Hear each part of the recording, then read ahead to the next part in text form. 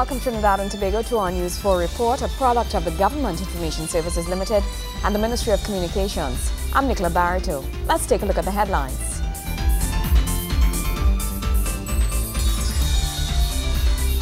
The Prime Minister honors the Syrian Lebanese community and their contribution to the development of Trinidad and Tobago.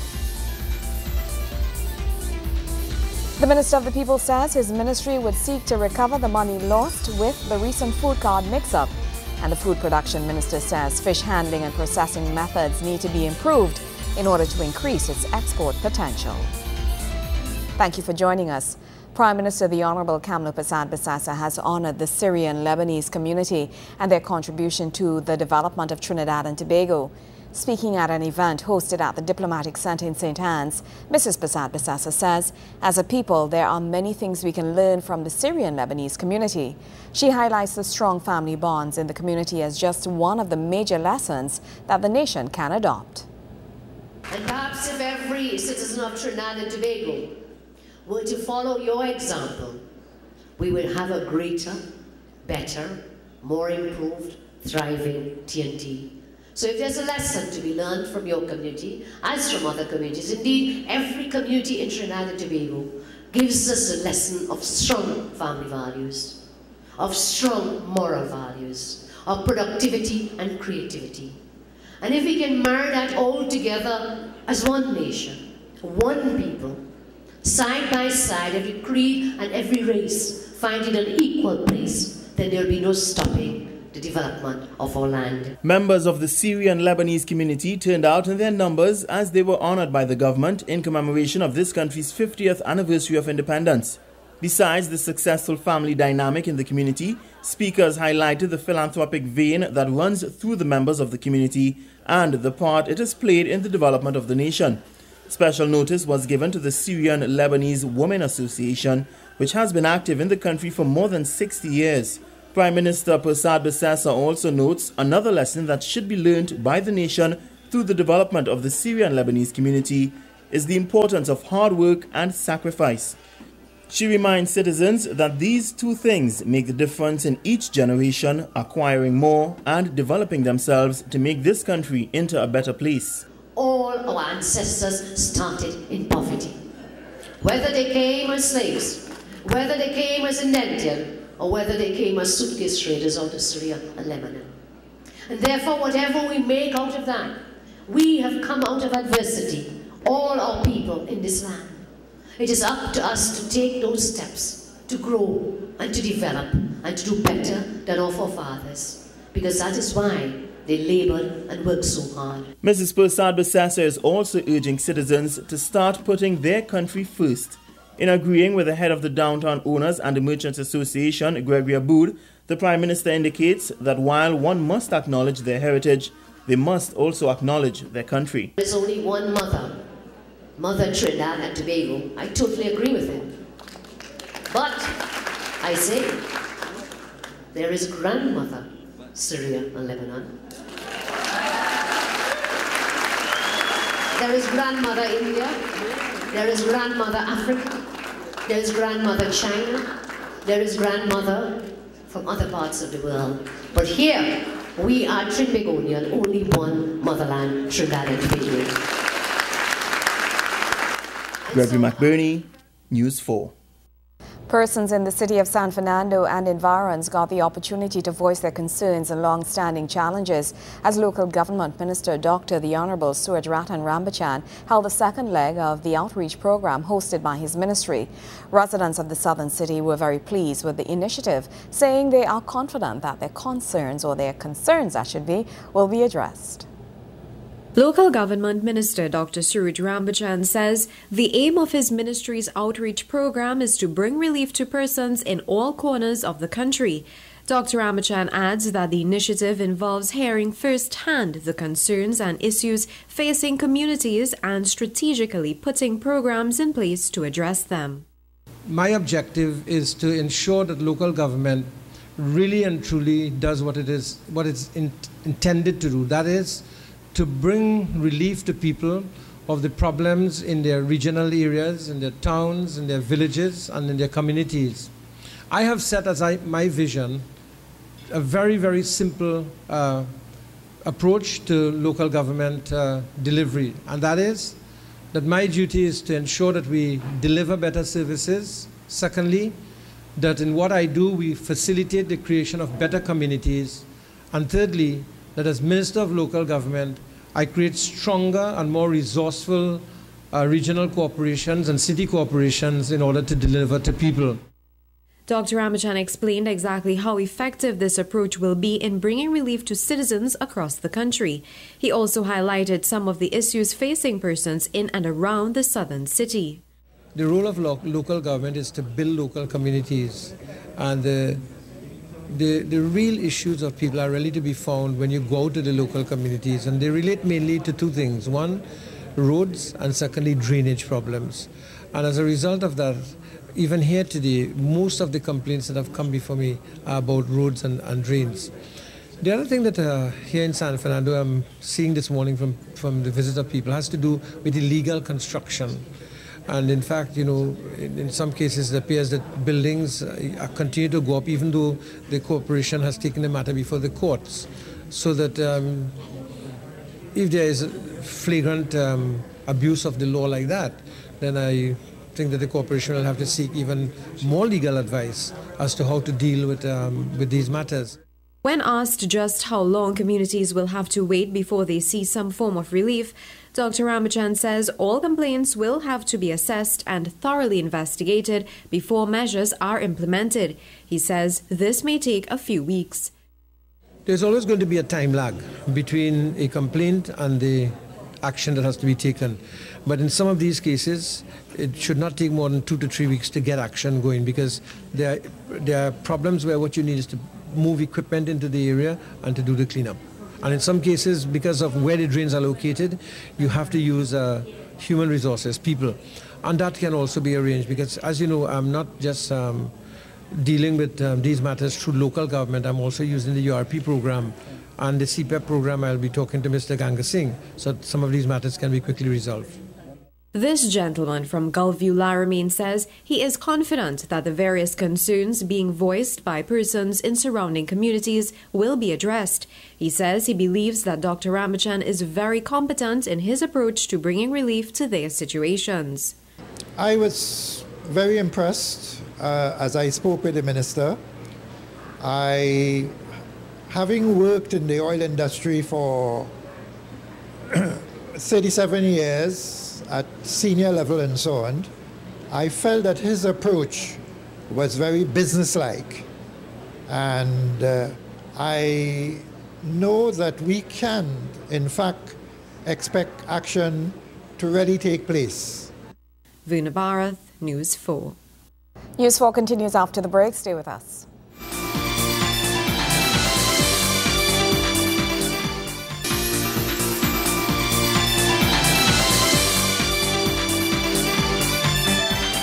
Welcome back. Minister of the People, Dr. the Honorable Glenn Ramadharsingh, says his ministry would seek to recover the money lost when the food card mix-up occurred recently. Persons who used the card had in some cases received double the amount of money they are entitled to due to a computer glitch. The minister says an essential part of what the food card does is encourage financial responsibility, hence the decision to recoup the lost funds. Proper financial responsibility in managing their resources and providing for their families' needs. As such, in the practice of personal budgeting, the program will facilitate redeeming overpayments to identified clients.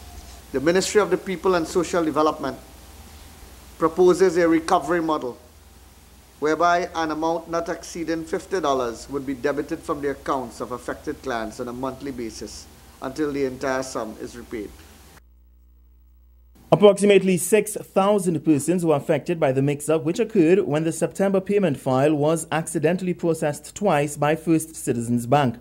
Minister Ramadharsingh explains that many persons ended up owing the government when the mistake was corrected, as they had already withdrawn from both the first and second payments made. He says that while the decision to recoup the funds was a difficult one, it was one that had to be made, and as such, the most people-friendly approach was taken. He insists that the necessary support will be given to the affected persons.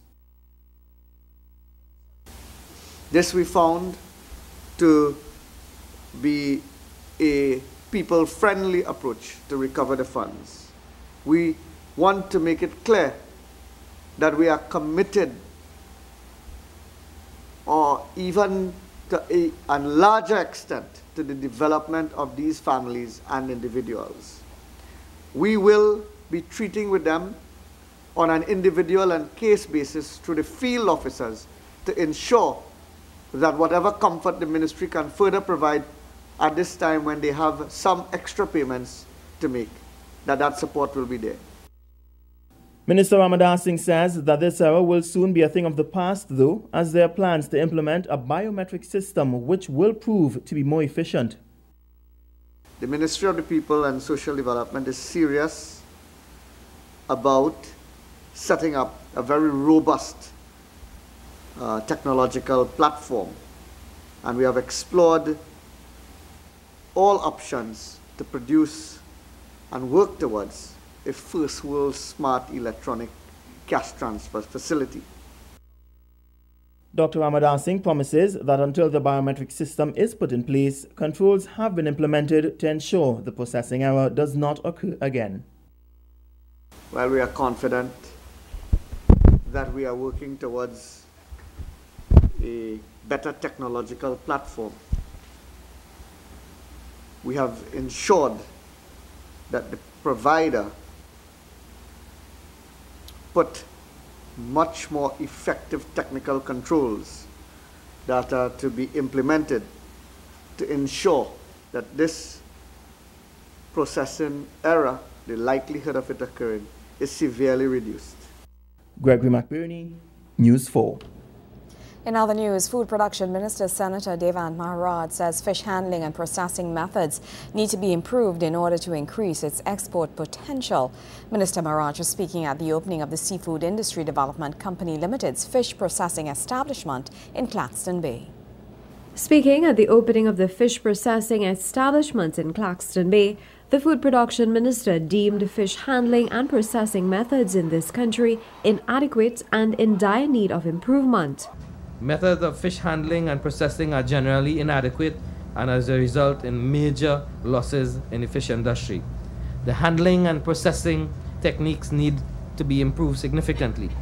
This will improve the quality of cured products, increasing availability and nutritional values of the fish to the consumers and the profitability for the producers in the end. This is serious business. We are serious about re-energizing the sector. Minister Maharaj also made suggestions to improve the cured fish industry. For the cured fish industry to experience growth and gain better access to lucrative market, there is a need for an organized and structured cured fish industry with a reliable information network. The industry needs to abolish the individual operational strategy. This reorganization should result in better cooperation between companies and individuals, and thus improving the rate of the value chain from fishing to marketing. Meanwhile, Minister Maharaj says 4 major items from Trinidad and Tobago will soon be marketed internationally and locally. They are honey, scorpion peppers, cocoa and buffalipso. On the issue of the high cost of animal feed in this country, the production minister is proposing to have some 1,000 acres of corn planted. Minister Maharaj could not say how much the project was going to cost taxpayers. However, by using lands already allocated to the ministry, he says it will save time and money.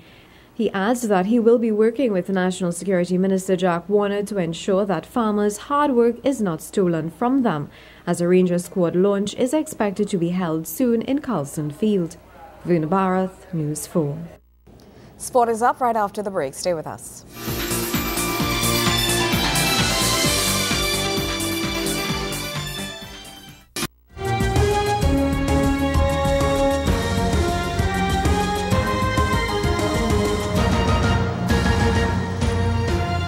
St. St. Anthony's College started the defense of their North Zone Secondary Schools Football League title in style last Friday with an easy 3-1 win over Queen's Royal College. With most of the attention focused on that encounter in the north, News 4 Sports ventured east for the clash between two of that zone's major contenders for early honors. Wayne Cunningham has the highlights. 2011 Intercal finalists Arima North Secondary were the clear favourites against St. Augustine as action in the East Zone of the Secondary Schools Football League kicked off on Friday at the Larry Gomes Stadium in Malabar.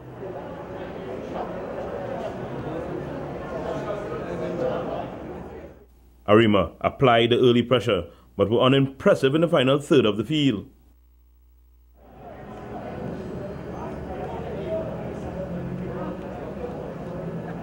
St. Augustine were also looking for the early advantage and would have expected a much better finish from national youth striker Akeem Garcia. It would be Arima drawing first blood though. Marcus Gomez with an easy tap in to open the scoring.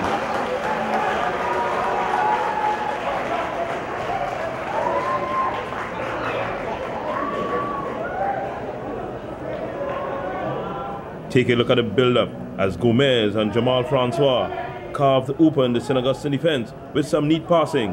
1-0 in the 20th minute.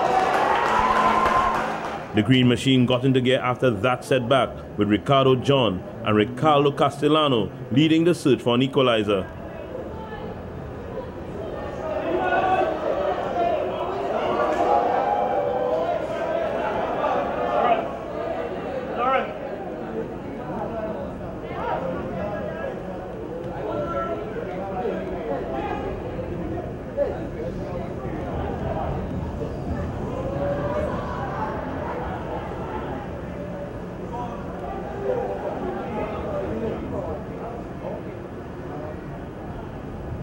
As the first half drew to a close, it was all St. Augustine.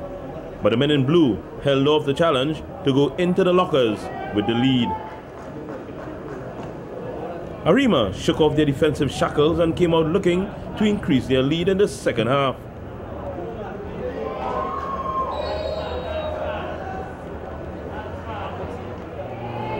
But that left gaps at the back and chances were coming for their opponents. Garcia once again missing the mark. Arima were making sure though that Quincy Williams was kept busy in the St. Augustine goal.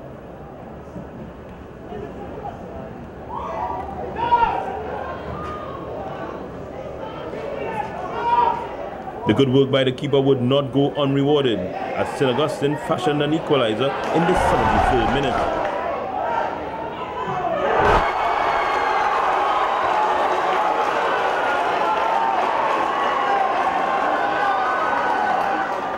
Gerard Meloni getting on the end of a fine pass from his captain, Shannon Gomez, to finish well and tie up the score, which got the Green Machine fans smiling again.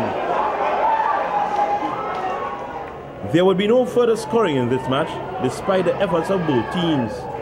A share of the points was the outcome. 1-1, the final score in Arima. Game 2 of the day in the East featured El Dorado West versus San Juan North. And that game also ended 1-1. Shaquille Bertrand scoring for Eldo and Kwesi Elvin for San Juan. While down south, defending zonal champs, Shiva Boys College started the season well with a 3-0 victory over Pleasantville Secondary, courtesy in Nathaniel Garcia hat-trick. Presentation College took the big clash against arch rivals Naparima College, also with a 3-0 win. Akil Pierre, Javan Pontefel, and Angel Williams the scorers. Wayne Cunningham, News 4 Sports. More news after the break. Stay with us.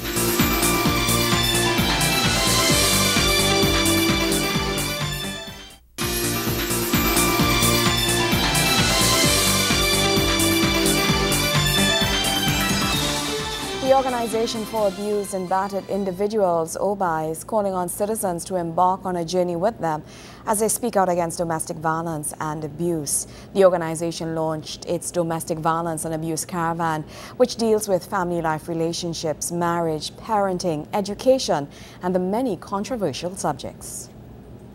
So who commits domestic violence?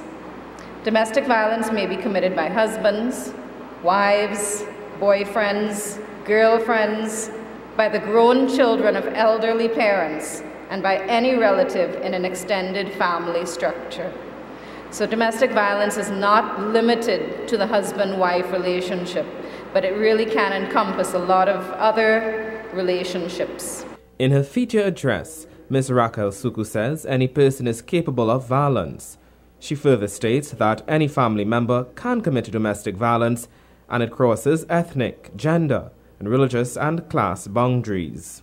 Men and women, Christians, Muslims, etc., working class, middle class, upper class, the unemployed, anyone may commit domestic violence. She says research has shown that males are most often the perpetrators of domestic violence. I interviewed 7 Trinidadian men to try to figure out what the motivations were.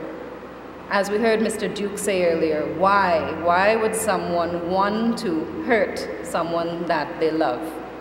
So this research really looked at the male perpetrator and traced his life history and tried to get information that would give a hint as to why this behavior might occur. And the particular approach that I took, the explanations that I was looking for, were grounded in the belief that behavior is learned. So I'm not looking at, well, it's men and their hormones, or that testosterone causes them to be violent. Ms. Suku emphasizes that the explanations for her findings on violence among the male were grounded in socialization. We find internationally that men commit more violent crimes in general as well as domestic violence.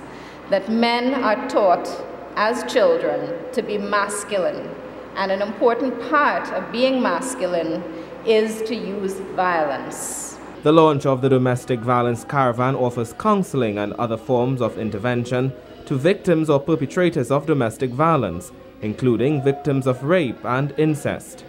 This program also provides information and referral services to persons who require assistance to deal with other personal and family issues such as drug abuse, anger management, conflict management, and teenage pregnancy. Joseph Lopez, News 4. Well, that's how we wrap up this edition of our News 4 report, a product of the Government Information Services Limited and the Ministry of Communications. I'm Nicola Barreto. Thank you for joining us.